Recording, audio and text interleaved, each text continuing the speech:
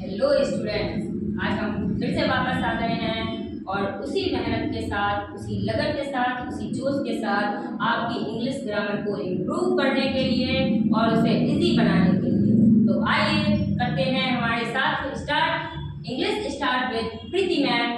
सो आज हम देखते हैं टेंस। टेंस होते क्या हैं, टेंस कितने टाइप के होते हैं, टेंसों में क्या करना होता है, कितने पढ़ने होते हैं और पेपर में कैसे आते हैं, इन सभी के बारे में चर्चा करेंगे आज की इस छोटी सी वीडियो में। तो जुड़े रहिए हमारे साथ और हम देखते हैं कि टेंस को हिंदी में काल कहते हैं। ये वो वाले काल की हम बात नहीं कर रहे हैं जो क्रिस मूवी में था।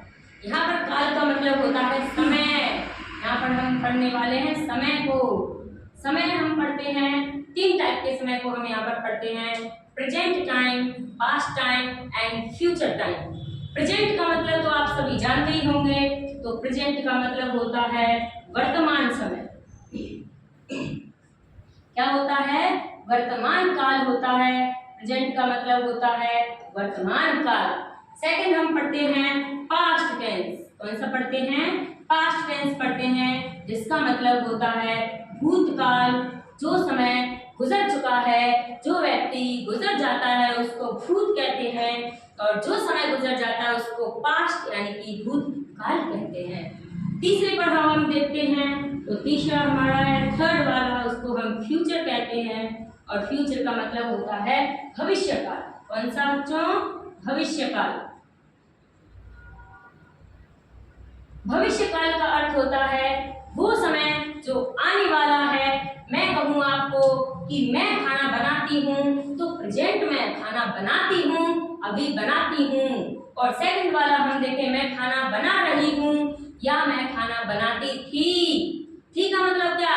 पहले बनाती थी लेकिन अभी नहीं बना रही हूँ। इसका मतलब ये पास्ट का टेंस है और इसका मतलब मैं कहूँगी कि मैं खाना बनाऊंगी। बनाऊंगी का मतलब कुछ पता नहीं है, मैंने अभी कह दिया है बनाऊंगी, लेकिन बनाऊंगी या नहीं बनाऊंगी वो पास्ट फ्यूचर की बात है। लेकिन मैंने अभी आपको बोल दिया है कि खाना बनाऊंगी। वो समय जिसमें हम अभी पढ़ रहे हैं तो वो हमारा प्रेजेंट टेंस होगा।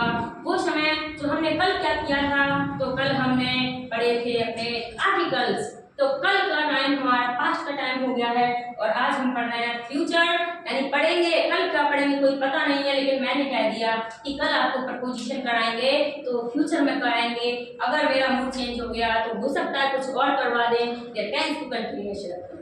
तो फ्यूचर वाली बात है, जो समय आएगा उसके बारे में किसी को पता नहीं रहता है, उसे फ्यूचर कहते हैं।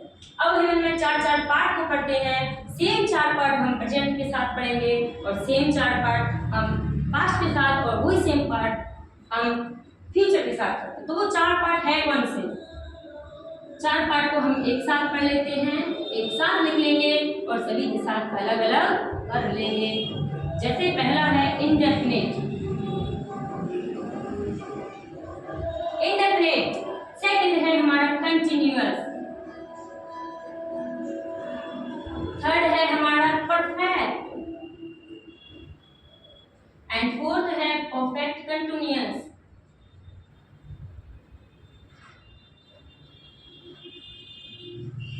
जब हम इसको प्रेजेंट के साथ पढ़ेंगे तो क्या कहेंगे बच्चों? कहेंगे present indefinite, present continuous, present perfect, present perfect continuous. जब हम इनको पास्ट के साथ पढ़ेंगे तो कहेंगे past indefinite, past continuous, past perfect, past perfect continuous. जब फ्यूचर के साथ पढ़ेंगे तो क्या कहेंगे? Speak with me, tell with me and जो भी आप समझो वो कहिए। Future indefinite, future continuous, future perfect, future perfect continuous. Right. अब हम थोड़ी बात करते हैं इसके अलावा सिंगुलर सब्जेक्ट कौन कौन से होते हैं और प्लूरल सब्जेक्ट कौन कौन से होते हैं। जब हम टेंस पढ़ाने लग जाएंगे और उसके बेसिक कोर पर बात नहीं करेंगे तो टेंस कैसे पढ़ पाएंगे हम? तो उससे पहले हम बात करेंगे टेंस को आगे बढ़ाने से पहले सिंगुलर सब्जेक्ट कौन कौन से होते हैं और प्लूरल सब्जेक्ट कौन कौन से होते हैं। तो हम एक लिस्ट में देखेंगे सिंगुलर सब्जेक्ट्स। क्या लिखेंगे बच्चों? Singular subjects. सिंगुलर सब्जेक्ट का मतलब होता है एक कर्ता। ऐसे कर्ता जिसके हम एक के बारे में कह रहे हैं वो सिंगुलर सब्जेक्ट होते हैं और प्लूरल सब्जेक्ट मतलब होता है बहुवचन कर्ता। क्या होता है? बहुवचन कर्ता होता है। सिंगुलर में हम पढ़ेंगे ही, सी, इट और वन नेम।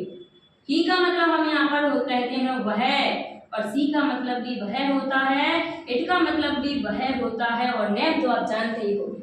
ही का मतलब जब हम लड़के की बात कर रहे हैं और लड़के की बात कर रहे हैं तो सी लगाते हैं, और कोई ऐसी वस्तु जो निर्जीव है, वर्षा हो रही है, कुर्सी टूट रही है, तो हम इट का यूज करेंगे। जब वही हम इसमें देखते हैं आई, वी, यू, दे और one more name. One more name का मतलब क्या होता है बच्चों? वन मोर नेम का मतलब होता है एक से ज्यादा नाम, चाहे वो 2 नाम हो सकते हैं, 3 नाम हो सकते हैं, 4 हो सकते हैं, लेकिन वो एक से ज्यादा होने चाहिए, तो प्लूरल सब्जेक्ट्स में आएंगे। आई यानी होता है मैं, वी यानी होता है हम, यू यानी होता है तुम, एंड दे यानी होते हैं वे। तो ये कॉन्सेप्ट आज हमारा कंप्लीट हो जाना चाहिए, तब जाके हम आगे की चीजों को सीखेंगे। आज इतनी छोटी सी वीडियो में काफी है। जय हिंद दोस्तों, और इसको कल कंप्लीट करके आइएगा, जिससे हम आगे के टेंस जो पढ़ेंगे उन्हें पढ़ने में आसानी हो। जय हिंद।